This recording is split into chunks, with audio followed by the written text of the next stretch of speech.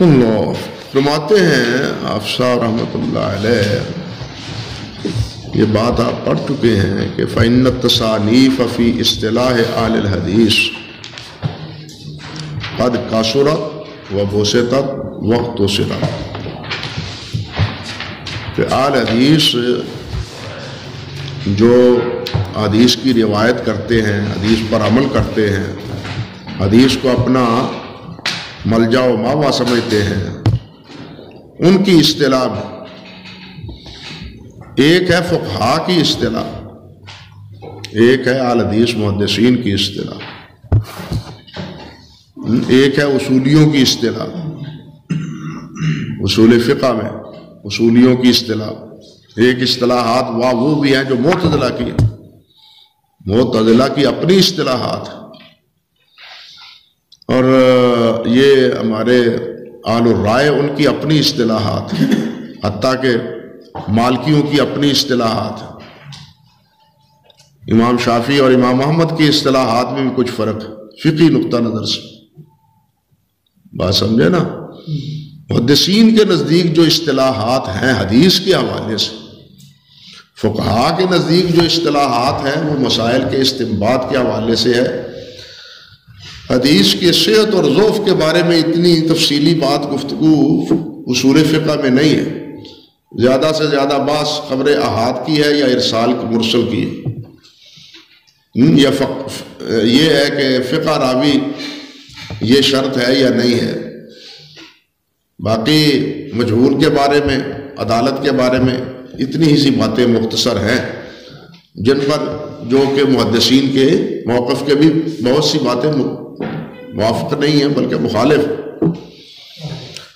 علیہ السلام۔ میں کہنا یہ چاہتا تھا کہ اس دور میں اس وقت اب کوشش یہ ہو رہی ہے، لکھا جا رہا ہے اور لکھی ہیں کتابیں کہ حنفی اصول جو ہے وہ صحیح ہے اہل حدیث کے اصول کے برعکس۔ حنفی اصول جو ہے وہ کہتے ہیں لنا اصول ولکم اصول،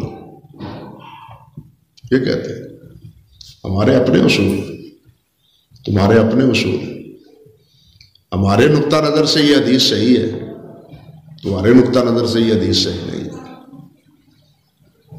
اب باتیں یہاں ہیں، یہ ہے، سمجھے یا نہیں؟ اس لیے آپ کو اپنے اصول پہلے سمجھنے چاہیے، اور ان کو سمجھنے کے بعد پھر ان کے اصول کو بھی سمجھنے کی کوشش کرنی چاہیے، تاکہ ایک صحیح موقف آپ کے سامنے آئے۔ یہ کسی دور میں یہ الہا السنن ہے نا، اس کا مقدمہ انہاء السکن ہے، وہ اسی اصول پر مرتب کیا گیا ہے۔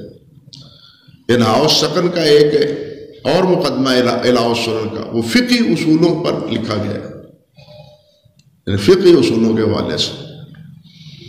پھر اس دور میں بنوری ٹاؤن سے 2 کتابیں چھپی ہیں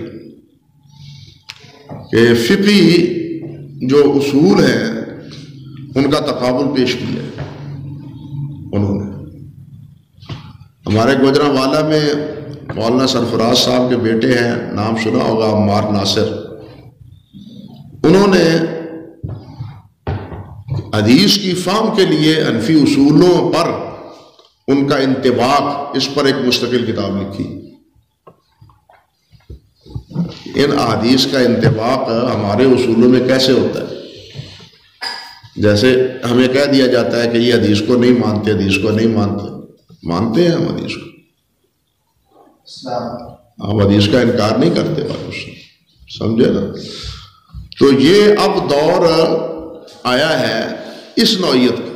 ہمارے اللہ تعالیٰ جزا عطا فرمائے، کیا نام ہے، حافظ ثناء اللہ صاحب زاہدی حافظہ اللہ کو، انہوں نے ماشاءاللہ وہ نور الانوار کے حوالے سے جو کچھ حنفی اصولوں میں ہے وہ تمام اس پر نقد و تبصرہ انہوں نے مکمل کیا ہے۔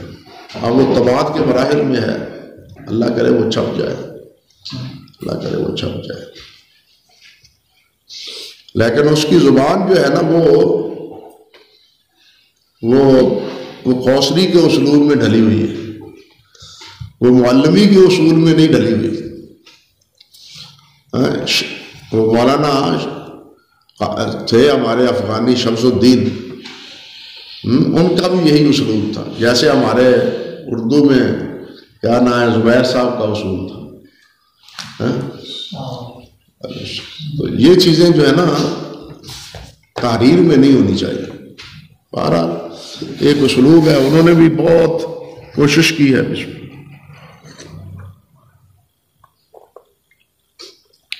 اور میرے خیال ہے کہ جتنی اصول فقہ کی کتابیں ان کے پاس ہے نا، پورے ہمارے پاکستان میں کسی کے پاس نہیں۔ جتنی اصول فقہ یہ احناف کا ہو، شافعیوں کا ہو، یا اسی طرح حنابلہ کا ہو، مالکیہ کا ہو، سب کے اصول ان کے پاس ماشاءاللہ امہات الکتب سارے اللہ کے فضل و کرم سے، اور خوب انہوں نے نا ان اصولوں کا جائزہ لیا ہے، اللہ جزا دے۔ تو یہ حافظ ہاں جی ہاں نور الانوار کا جواب اس پر نقد و تبصرہ ہے۔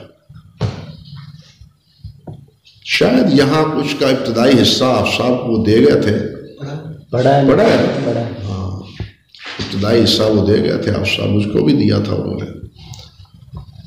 اللہ اکبر کبیرہ۔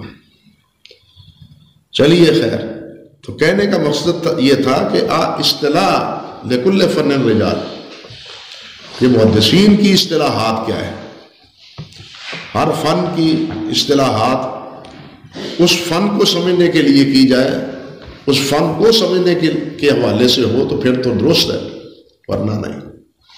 آپ آل الرائے کے یا معتزلہ کے اصول کو لے کے حدیث کو پرکھنا شروع کر دیں تو حدیث کا تو تہیہ پانچا ہو جاتا ہے، سمجھے نا۔ یا اسی طرح آپ صوفیوں کے جو اصول ہیں، یا یہ کہہ لیجئے کہ جو وجودی ہیں یا شہودی ہیں یا ہمہ اوسطی ہیں، پہلے ان کی کو سمجھیں کہ یہ وجودی کیا ہوتے ہیں، شہودی کیا ہوتے ہیں، وہ کیا نام ہے یہ ہمہ اوسطی حلول جس کو کہتے ہیں، یہ کیا ہوتا ہے اور ان کے نظریات کیا ہے، کن شبہات کی وجہ سے انہوں نے یہ چیزیں اختیار کی ہیں، تو پھر آپ اس پر نقد کر سکتے ہیں۔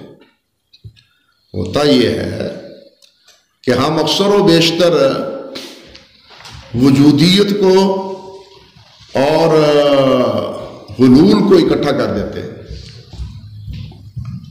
وجودیت کو اور حلول کو اکٹھا کر دیتے ہیں، حالانکہ ابن عربی اتنا وجودی ہے وہ حلول کی پھر تردید کرتا ہے۔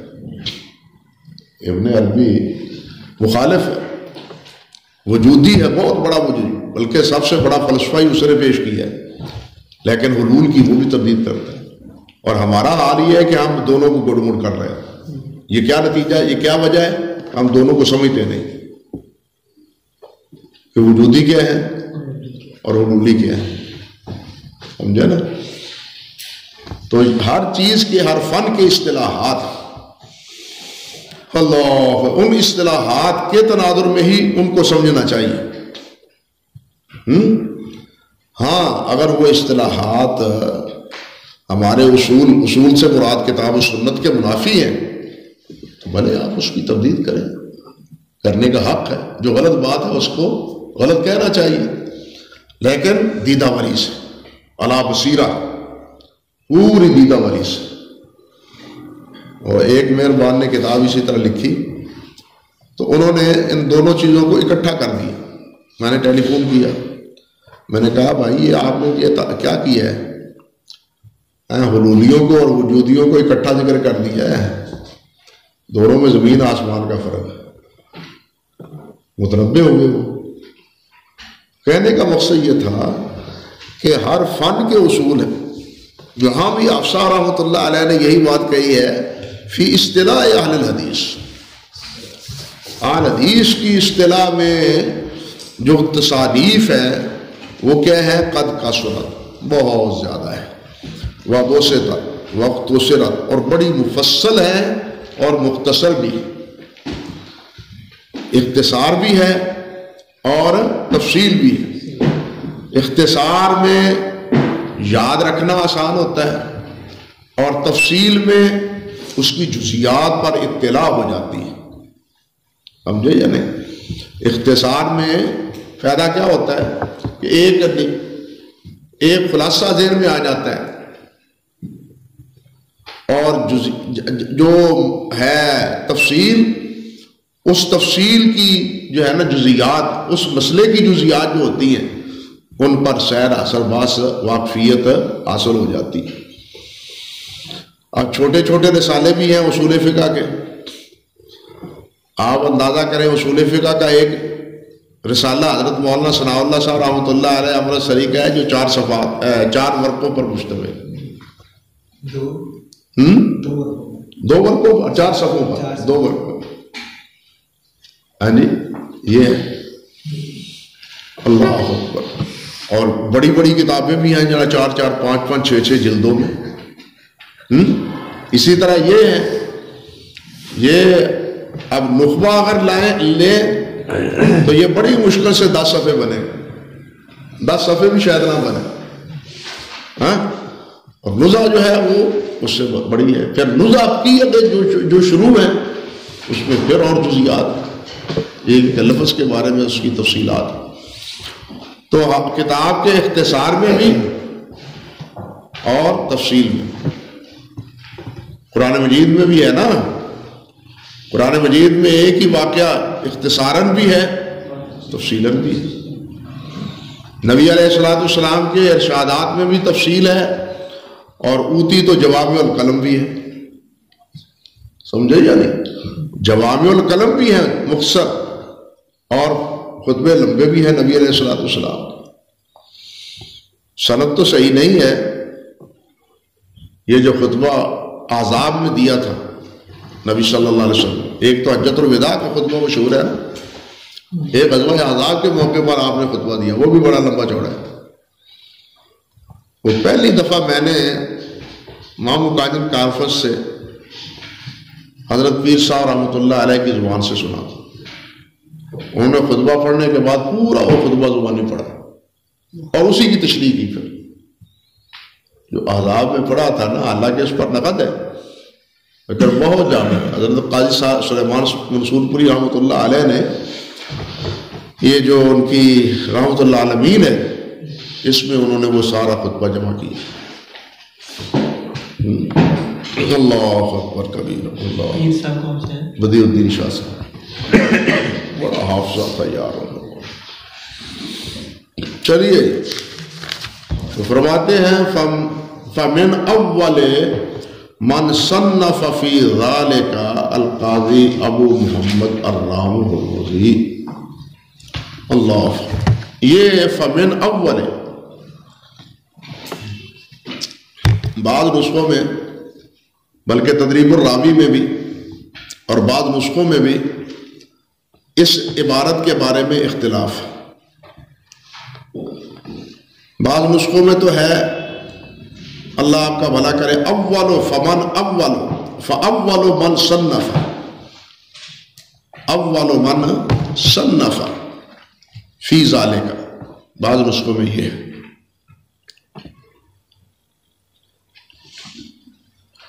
اور بعض نسخوں میں فمن اول ما صنف۔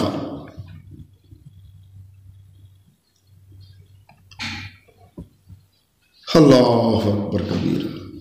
لیکن اکثر نسخوں میں یہی ہے جو یہاں ہمارے متن میں ہے، فمن اول ما صنف فی ذالک۔ یہ جو تدریب الراوی ہے نا سیوطی رحمۃ اللہ علیہ کی، اس میں انہوں نے اسی سے نقل کیا ہے اول من صنف۔ اس پر اشکال وارد ہوتا ہے کہ سب سے پہلی تصنیف کیا اس مسئلے میں امام رام ہرمزی کی ہے، وہاں یہ اشکال وارد ہوتا ہے۔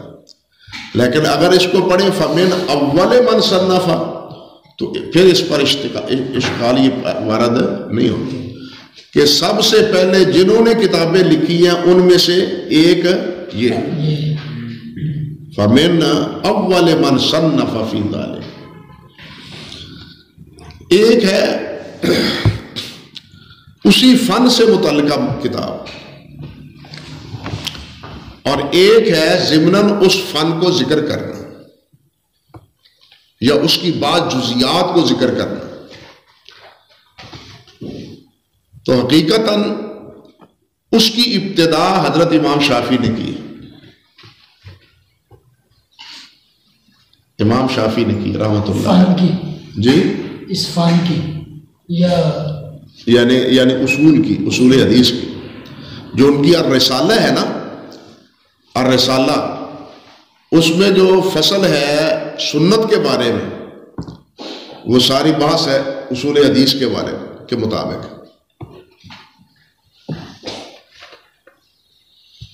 اسی طرح امام شافعی کی کتاب ہے مختلف الحدیث، اور مختلف الحدیث یہ علوم حدیث کے انواع میں سے ایک نوع ہے، مختلف الحدیث آگے پڑھیں گے آپ۔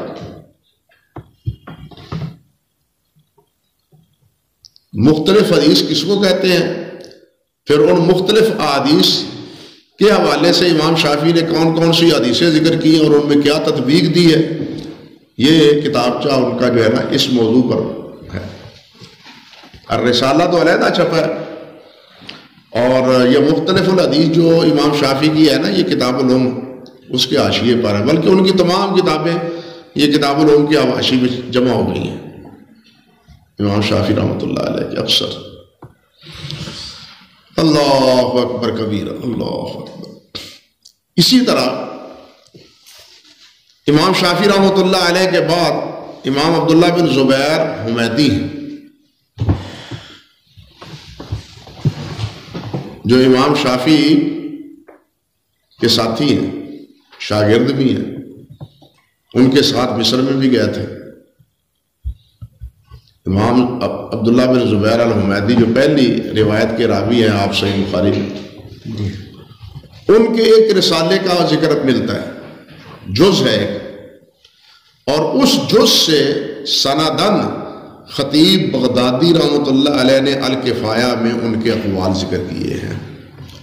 وہ جز اصل نہیں ہے، لیکن خطیب نے اپنی سند سے اسی جز سے ان کے اقوال ذکر کیے، اور علماء نے ذکر کیا ہے کہ ان کا اس موضوع پر ایک اصول حدیث پر ایک جز تھا امام حمیدی رحمۃ اللہ علیہ کا، عبداللہ بن زبیر حمیدی رحمۃ اللہ علیہ کا۔ ویسے تو امام ابو عبید قاسم بن سلام رحمۃ اللہ علیہ، ان کی بھی کتاب ہے غریب الحدیث۔ یہ غریب الحدیث بھی کیا ہے، فن علوم حدیث میں سے امام بخاری کے اساتذہ میں، امام شافعی کے معاصر ہیں۔ تو یہ چیزیں پہلے کتابوں میں موجود ہیں، جزون بھی اور کلیتاً بھی، جس طرح امام شافعی نے الرسالہ میں مبحث سنت میں اس کو ذکر کیا۔ اسی طرح اللہ آپ کا بھلا کرے، امام علی بن مدینی رحمۃ اللہ علیہ کی کم و بیش 28 کتابیں ہیں جو انہی انواع سے متعلق ہیں۔ یہ آپ کے پاس ہوگی معرفہ تو علوم الحدیث امام حاکم کی، یہ اٹھائیں، یہ ساتھ پڑھی۔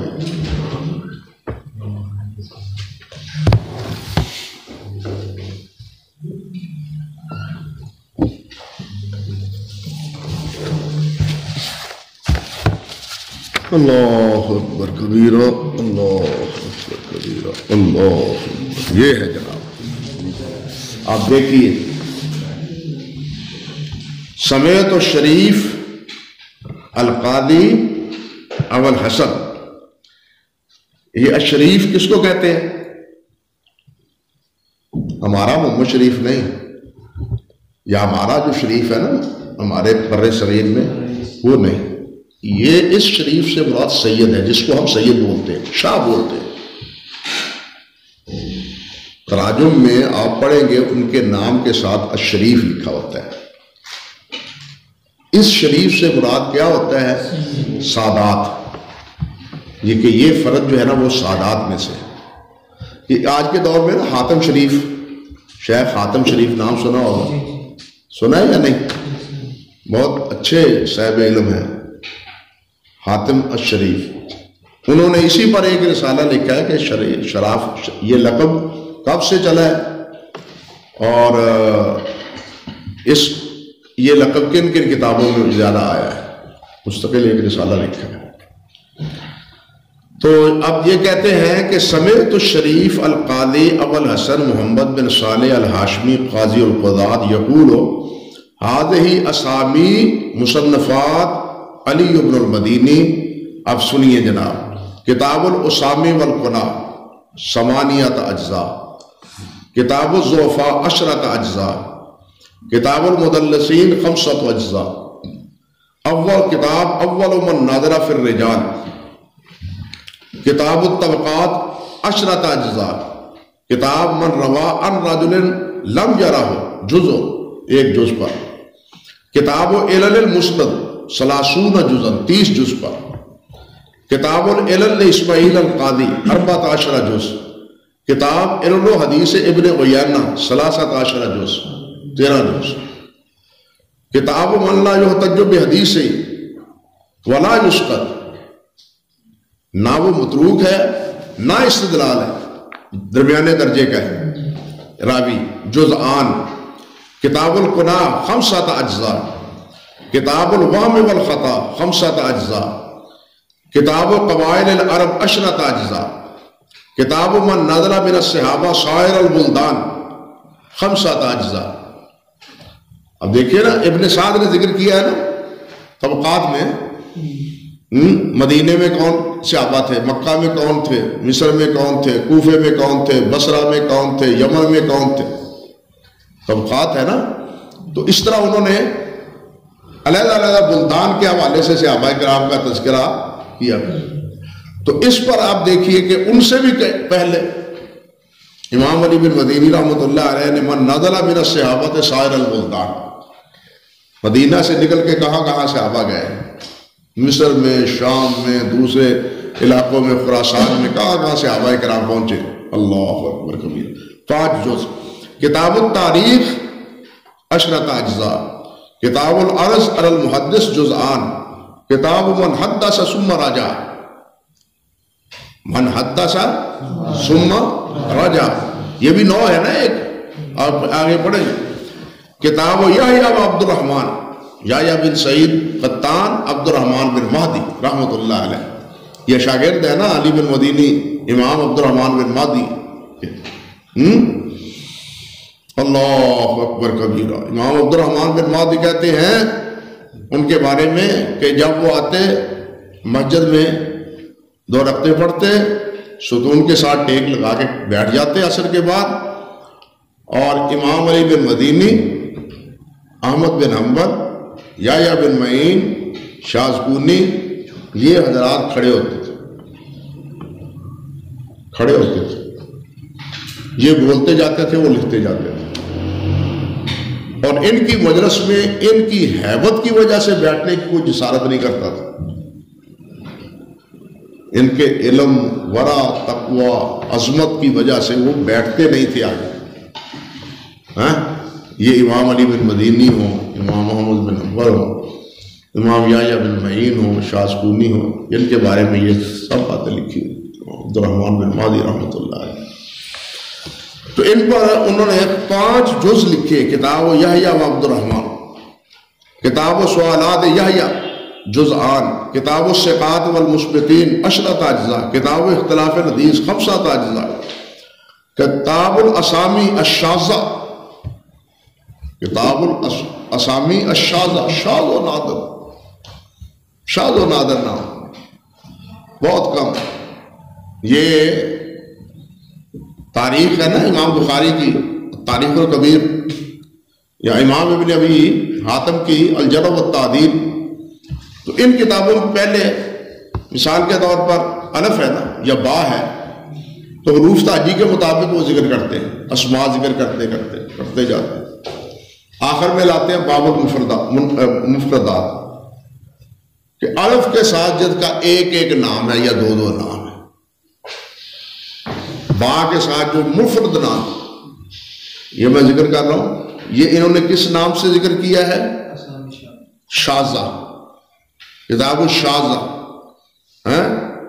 الاسامی الشاذہ، اور ان دونوں بزرگوں نے ان کا نام کیا رکھا ہے؟ مفردات، جو مفرد نام ہے، سمجھے بات؟ کتاب الاشربہ دیکھیے 10 جز، 3 جز، کتاب و تفسیر غریب الحدیث 5 اجزاء، کتاب الاخوہ والاخوات، کتاب من تعرف باسم دون اسم ابیہ، راوی کا نام ہے باب کا نام معلوم نہیں، کتاب من یعرف باللقب، جس کا لقب ہے نام کوئی نہیں ہے، کتاب العلل المتفرقہ، کتاب مذاہب المحدثین جزءان، کہتے ہیں انما اقتصرنا علی فہرست مصنفات فی هذا الموضع لیستدل به علی تباہرہ وتقدمہ وکمالہ، تو یہ تقریباً 27 کتابیں ہیں جو متفرق انہی علوم پر ہیں، سمجھے نا؟ اللہ اکبر کبیر۔ تو قاضی رحمۃ اللہ علیہ سے پہلے بھی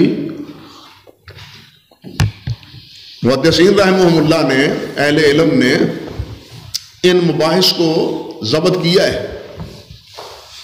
اللہ، ایک ایک جز میں، یعنی ایک ایک رسالے کی شکل میں۔ اسی طرح انہی اصولوں کے بارے میں اللہ آپ کا بھلا کرے، امام مسلم رحمۃ اللہ علیہ کی جو ہے نا کتاب التمجیز، کتاب التمجیز، اس میں اصولوں کا ذکر ہے، ایک جو چھپا ہے کتاب التمجیز کا، تمجیز ایک جو چھپا ہے، اس کا مکمل نہیں چھپی، کسی دور میں نے اس کو پیر جھنڈے سے نقل کیا تھا، میرے پاس اس کا مخطوط بھی ہے اپنے قلم سے، کتاب التمجیز کا۔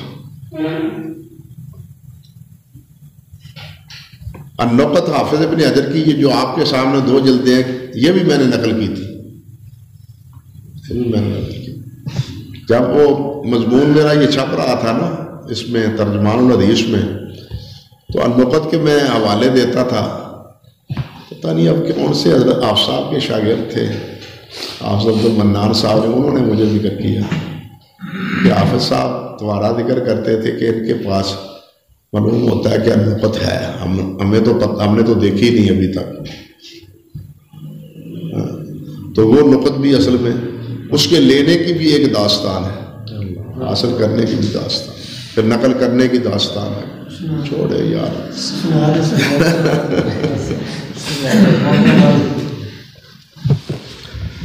اللہ اکبر کبیرہ۔ داستان کیا ہے؟ میں لاہور جاتا تھا مولانا عطاءاللہ صاحب رحمۃ اللہ علیہ کے پاس، بلکہ جب میں جمعہ نہیں پڑھاتا تھا نا اس وقت تو ہر جمعہ رات کو نکل جاتا تھا، رات بھی لائبریری میں، جمعے کے دن بھی انہی کے پاس، اور جمعہ پڑھتے تھے قدمی صاحب رحمۃ اللہ علیہ کے پیچھے، اگلے دن رات کو بھی، یا پھر کبھی رات کو واپسی یا صبح نماز پڑھ کے کتابیں دیکھنے کا۔ تو ایک دفعہ نا مولانا نے ذکر کیا کہ وہ پروفیسر خالد علوی صاحب ہیں، انہوں نے پیر جھنڈا سے نا النقط کا نسخہ منگوایا ہے، تو میں نے عرض کیا کہ مجھے وہ لے کے دیں، وہ مجھے لے کے دیں نسخہ۔ اس وقت فوٹو کا تصور نہیں تھا، یہ فوٹو نہیں تھے، بہت عرصہ پہلے کی بات ہے، تقریباً یہ بات ہے 70-71 کی، وہ فوٹو اسٹیٹ تھی ہی نہیں۔ تو مولانا میرے ساتھ چل کے بھاٹی دروازہ جو ہے نا اس پر گئے، بھاٹی دروازہ، اندرون بھاٹی دروازہ وہ رہتے تھے، جا کے دروازہ کھٹکھٹایا، ملے، لے گئے اوپر اپنے کمرے میں.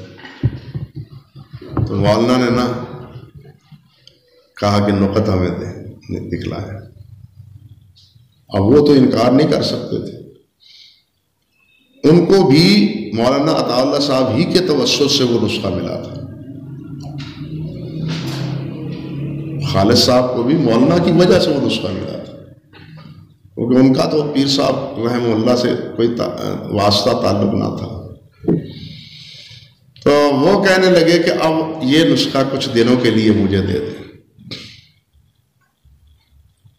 اور مجھے دینے کا مطلب یہ کہ اس کو دے دیں. وہ لائے تھے اس کو اس لیے ایڈٹ کرنے کے لیے، پی ایچ ڈی کے لیے. وہ کہنے لگے کہ میں اس شرط پر دیتا ہوں کہ اس میں جتنی مرسل کی بات ہے، اس میں جتنی احادیث ہے، اس کی تخریج آپ کر دو. میں نے کہا کر دوں گا. جوانی تھی، فکر ہی نہیں ہوتا تھا نیند کا، کھانے پینے کا بھی فکر اتنا نہیں تھا. میں کر دوں گا. بس وہاں سے وہ نسخہ لایا، یہاں پھر لا کے نقل کرنا شروع کیا، اور 1 مہینے کے اندر اندر اللہ کی توفیق سے اس کو نقل کر کے واپس دے آیا، اور اس کی تخریج کر کے بھی واپس دے آیا. اب انہوں نے تو وہ نہیں چھاپی، مکمل نہیں کر سکے کام، لیکن شیخ ربیع کی تحقیق سے وہ بعد میں چھپ گئی. یہ ہے اس کی داستان چھوٹی سی. اللہ اکبر. اللہ تعالیٰ غنی کے رحمت فرمائے مولانا رحمۃ اللہ علیہ. وہ نہ جاتے تو مجھے کیسے ملتا. کتنے دیر میں واپس کیا؟ 2 ماہ میں 1 مہینے. اللہ اکبر. تقریر کر کے مرسل کی بات کی. اللہ اکبر کبیر. یہ ہمارے سامنے تدریب الراوی ہے یا علامہ سنانی رحمۃ اللہ علیہ کی توضیح الافکار ہے. یہ دونوں ہی قال شیخ الاسلام کہہ کے عبارتوں کی عبارتیں نقل کرتے، عبارتوں کی عبارتیں نقل. جہاں تک یہ نسخہ ہے وہاں تک، اس کے آگے پھر وہ مباحث نہیں ہے شیخ الاسلام کے حوالے سے، کیونکہ النقط بھی آگے نہیں ہے. یہ شیخ ربیع وغیرہ نے یہی فرمایا ہے، نقل کیا ہے کہ یہ نسخہ مکمل نہیں حافظ کر سکے. اب حقیقت کیا ہے اللہ بہتر جانتے ہیں، لیکن تہذیب میں 2 جگہ ایسی جگہ ہے جہاں وہ کہتے ہیں کہ میں نے یہ باس جو ہے نا وہ نقط میں لکھی. تہذیب میں یہ 2 مقام ایسے کہ یہ باس جو ہے وہ میں نے تفصیلاً نقط میں لکھی، لیکن وہاں تک نقط تو پہنچی نہیں. اب تہذیب کی عبارت کو دیکھیں تو اس کا مطلب ہے کہ نقط آگے بھی حافظ نے لکھی، لیکن نسخہ ہے نہیں اس کا. اب ان دونوں باتوں میں تطبیق کیا ہے، یہ بھی ایک مسئلہ ہے نا. دونوں باتوں میں توافق کیا ہے. یہ اس وقت تو عالم عرب میں کوئی چیز چھپی ہوئی رہ نہیں گئی. وہ قیامت کے دن تو ہمارے اعمال نامے چھپے ہوئے نہیں رہیں گے نا، آپ کتابیں چھپی ہوئی نہیں رہی. وَإِذَا الصُّحُفُ نُشِرَتْ پورا ہو رہا ہے. تو اس کے آگے نسخے کی کوئی خبر نہیں ملی. معلوم یوں ہوتا ہے، اور یہ ہوتا بھی ہے کہ مصنف لکھتا ہے تو یہ بات فلاں کتاب کے متعلق ہے، میں اس میں لکھوں گا. یہ ہوتا ہے، اس میں لکھوں گا، لیکن وہ نہیں لکھ پاتا. ایسے ہو جاتا ہے. معلوم ایسا ہی ہوتا ہے کہ حافظ رحمۃ اللہ علیہ چاہتے یہ تھے کہ اس کو وہاں لکھوں، لیکن نہیں لکھ سکتے. یہ ایسی باتیں ہو جاتی ہیں. جب آپ اس تصنیف کے میدان میں پڑھیں گے نا تو آپ کو یہ سابقے لاحقے آپ کو اس قسم کے ملیں گے، اور آپ ان سے 2-4 بھی ہوں گے. کئی کام آپ نے شروع کیا. میں نے ایک دفعہ جس وقت امام دارقطنی کا کام کیا ہے نا، یہ چھپا ہے نا میرا مضمون امام دارقطنی پر، تو مجھے یہ شوق سمایا کہ میں رجال دارقطنی کے جمع کروں.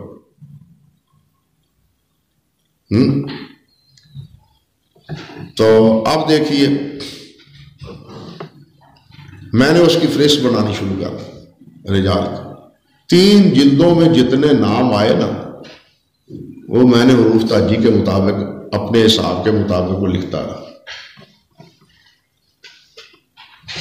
پھر ایک وقت ایسا آیا کہ میں نے حضرت پیر محب اللہ شاہ صاحب رحمۃ اللہ علیہ سے عرض کیا کہ آپ دو کام کریں، ایک کتاب القراءت کے رجال جمع کر دیں اور ایک کتاب دارقطنی کے رجال کو جمع کر دیں.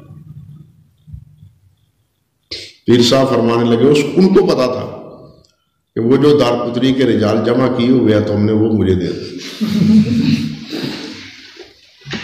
وہ میں نے بدریہ ڈاک ان کو بھیج دی. وہ مجھے بالکل بھولا ہوا تھا وہ کہاں گئے. میں نے مرتب کیے تھے، کہاں گئے مجھے کوئی پتا نہیں تھا، مجھے کوئی یاد نہیں. اب کی بار گیا ہوں نا تو پیر صاحب کے پودے انور شاہ صاحب وہ آئے، وہ کہنے لگے وہ 2 کاپیاں آپ کی پڑھی ہیں رجال دارقطنی کے حوالے سے ہمارے پاس. اوہ اللہ اکبر کبیرہ. تو پھر وہ ساری باتیں ذہن میں زیادہ ہوئی.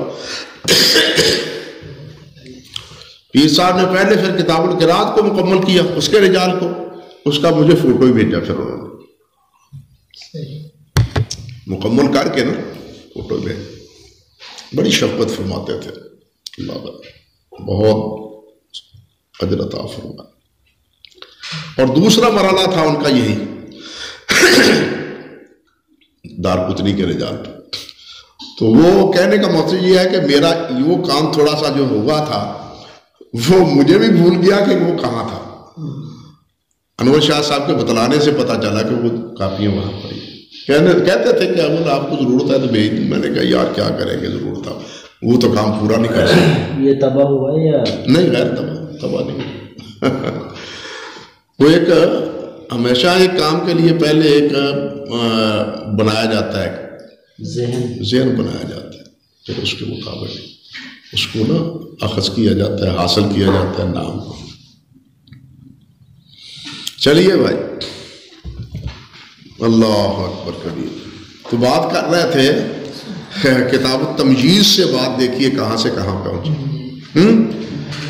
اسی طرح امام بخاری رحمۃ اللہ علیہ کی تاریخ الکبیر میں بھی آپ کو بعض جزوی مسائل ملیں گے. ہاں جی، امام بخاری کی کتاب التاریخ ہے، امام احمد بن حنبل رحمۃ اللہ علیہ کی کتاب الاسئلہ ہے. یہ سوالات عبداللہ بن احمد، سوالات ہانی، ہاں جی، اور سوالات ایک اور چھپے ہیں 3 جلدوں میں، 3-4 اس طرح. سوالات امام ابو داود کے جو انہوں نے پوچھے ہیں امام احمد بن حنبل رحمۃ اللہ علیہ سے، علل کے نام سے وہ چھپے ہیں، وہ بھی ایک جلد میں. تو ان کتابوں میں بھی امام احمد بن حنبل رحمۃ اللہ علیہ کے یہ اقوال اصول حدیث کے حوالے سے ملتے ہیں. اور امام ترمذی کی یہ علل الصغیر تو ہے ہی اسی بات. ہمارے ہاں تو یہ پڑھائی نہیں جاتی، لیکن ہے اصول کے حوالے سے العلل الصغیر. العلل الکبیر میں احادیث ہیں جو معلول احادیث ہیں، جن کو وہ معلول سمجھتے ہیں، وہ ہے تو ترمذی میں بھی، لیکن اس میں کچھ زیادہ ہے العلل الکبیر میں. یہ پھر ایک بات ہے کہ علم کبیر کا جو ہے نا وہ امام ترمذی کی ثابت شدہ ہے یا نہیں، یہ پھر ایک مسئلہ ہے. وہ ہمارے زبیر صاحب تو اس کا انکار ہی کرتے ہیں کہ سند صحیح نہیں ہے، لیکن یہ ان کا موقف درست نہیں. اصولی اعتبار سے ان سے ہم اختلاف تھا کہ کتابوں کی جو ہے نا اسانید، ان سے زیادہ ائمہ محدثین کے نزدیک اس کتابوں کی تصدیقات ہیں، کتابوں کی تصدیقات. اب دیکھیے نا، اب کتابیں چھپتی ہیں نا تو اس میں کیا لکھتے ہیں؟ وصف النسخہ لکھتے ہیں نا، وصف النسخہ. پھر وہ لکھتے ہیں کہ اثبات النسخہ، کہ یہ ثابت ہے نسخہ. کیوں ثابت ہے؟ کہ اس پر فلاں فلاں فلاں فلاں فلاں بزرگوں کے اور ائمہ کے محدثین کی کیا ہے سماعات، گویا یہ ان کے ہاں مقبول ہے. سمجھے بات؟ تو کتاب کے ثبوت کے لیے صرف سند نہیں، بالخصوص متاخرین کی کتابیں جو ہیں، اگر سند ضروری ہے، یہ تو سند کی آپ ڈھونڈ رہے ہیں، مجھے آپ بتلائیں مشکات کے مصنف کا نام ہے، ان کا ترجمہ کہیں دنیا میں ملتا ہے؟ ہاں؟ لیکن کتاب مشکات کی خدمت کتنی ہوئی ہے، اس کی قبولیت کتنی ہے؟ وہ امام احمد اجلی رحمۃ اللہ علیہ ہیں، جرح تعدیل کے امام ہیں، ان کی کوئی کتاب حدیث کی ہے؟ نہیں ہے۔ امام ابو عبداللہ الخزرجی ہیں، خلاصہ تہذیب الکمال کے مصنف، کہیں ان کا ترجمہ نہیں ہے، وہ تو ان کے یعنی سند میں راوی نہیں ہے، یہ تو مصنف کا ہی ترجمہ نہیں ملتا۔ خزرجی رحمۃ اللہ علیہ کا، ابو عبداللہ الخزرجی، ایک اب تو 2 حصوں میں بھی چھپ گئی ہے، بلکہ 3 حصوں میں۔ پہلا مصری جو نسخہ تھا وہ 1 جلد میں، میرے پاس وہی ہے، بہت بوسیدہ کاغذ ہے، بہت کمزور کاغذ ہے، وہ میں نے سن 64 میں جب میں سلفیہ میں تھا اس وقت منگوایا تھا، 50 روپے کا اس وقت آیا تھا ملتان سے۔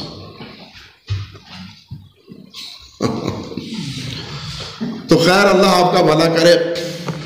کہنے کا مقصد یہ تھا کہ امام ترمذی کی العلم الکبیر بھی ہے، اور العلم الصغیر جو ترمذی کے ساتھ ملی ہوئی ہے اس میں تو یہی اصول حدیث کے ہی مباحث ہیں۔ اور اسی طرح امام ابو داود رحمۃ اللہ علیہ کا الرسالہ الی اہل مکہ، الرسالہ امام شافعی، امام ابو داود رحمۃ اللہ علیہ، پتہ ہے نا ان کی تصانیف میں ان کا ایک رسالہ ہے الرسالہ الی اہل مکہ، اس میں بھی یہی کیا ہے اصول کے مباحث۔ اسی طرح امام ابن ابی حاتم رحمۃ اللہ علیہ، ان کا جو تقدمہ ہے اور جرح تعدیل کا مقدمہ ہے اس میں اصول کی مباحث۔ سمجھے بات میرے بھائی؟ امام ابن ابی حاتم صاحب جرح و تعدیل عبد الرحمن بن ابی حاتم، اسی طرح امام ابن حبان کا جو مقدمہ ہے الصحیح کا اور المجروحین کا، الصحیح ہے الصحیح کا اور المجروحین کا، دونوں مقدمات میں اصول حدیث کے مباحث موجود ہیں۔ اللہ اکبر کبیر۔ بلکہ خطیب بغدادی نے کتاب الجامع میں لکھا ہے، میں نے بتایا تھا نا کہ جامع کے نام سے 2 کتابیں ہیں، ایک ابن عبد البر کی ہے، ایک تو خطیب نے کتاب الجامع میں فرمایا ہے کہ علوم الحدیث سے متعلقہ ابن حبان رحمۃ اللہ علیہ کی کتابیں جو ہے نا وہ تقریباً 40-42 کتابوں کا ذکر کیا ہے، 44 کتابوں کا ذکر کیا ہے خطیب نے، کہ 44 کتابیں ہیں امام ابن حبان رحمۃ اللہ علیہ کی اسی اصول حدیث کے مباحث پر۔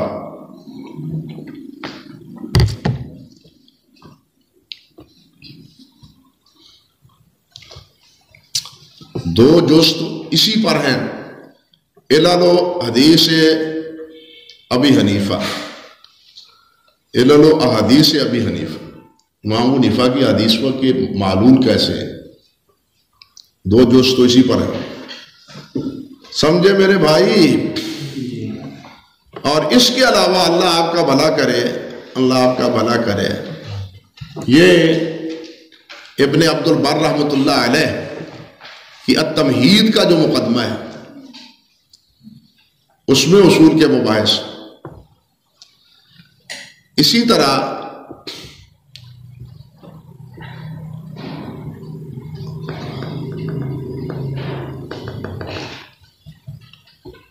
ابن حزم رحمۃ اللہ علیہ کی جو الاحکام ہے فی اصول الاحکام، اس میں مبحث سنت اور النبذ فی اصول الفقہ الظاہریہ، وہ اصول فقہ کے بارے میں النبذ الکافیہ فی اصول الفقہ الظاہری، یہ بھی میں نے نقل کی تھی کسی دور، اب تو چھپ گئی، یہ بھی میں نے نقل کی تھی۔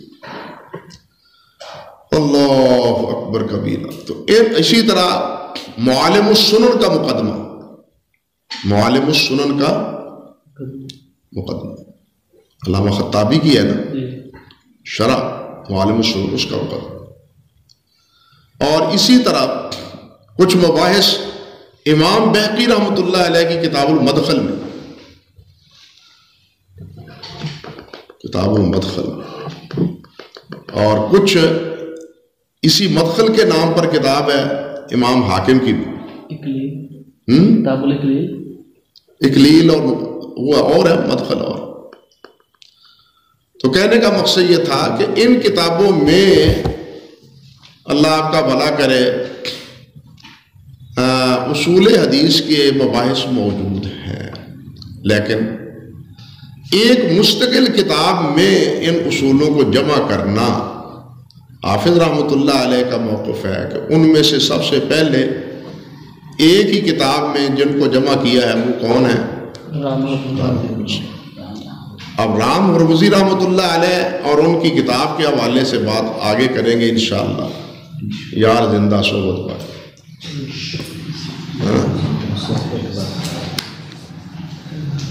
وہ شرح نخبہ تو آپ نے پڑھا ہے نا، مجھ سے زیادہ آتا ہوگا آپ کو، یہ تو آپ نے پڑھا ہے ماشاءاللہ اساتذہ کرام سے، لیکن وہاں یہ چیزیں کیا کہنا چاہیے، وقت کی تنگ دامنی کی وجہ سے اساتذہ بیان نہیں کرتے، وقت کم ہوتا ہے، 7-8 کتابیں پڑھانی ہوتی ہیں، وہ یہ ساری باتیں اگر کریں تو سارا سبق ہی نہیں، سارے اسباق ہی نہیں کی نظر ایک ہی کتاب کے نظر یہ چیزیں پہ۔ ابن حزم رحمۃ اللہ علیہ جو ہے نا رام ہرمزی کے بعد ہیں، میں نے تو یہ ارتقاء تسلسل ذکر کیا ہے۔ اللہ اکبر، اللہ۔ ابن عبد البر اور ابن حزم یہ تقریباً معاصر، خطیب بھی ان کے معاصر، خطیب اور ابن عبد البر معاصر، ہاں جی، ان کو ایک مشرق میں اور ادھر مغرب میں۔ دوسرا صحیح ہے، آپ نے کہا رجال دارقطنی، اور ان کے رجال کو محدثین نے جمع نہیں کیا، اس کا ذکر آتا ہے کہ امام عراقی نے رجال دارقطنی پر لکھے، لیکن پتہ ہی نہیں کہاں، ان کے رجال کے حوال نہیں ذکر یا جمع نہیں کیا؟ نہیں، ان کا توثیق، تجریح، سب کچھ ٹھیک۔ یہ کسی کی یعنی کہ جرح تعدیل کی کتاب میں یا رجال کی کتاب میں نہیں ملتی۔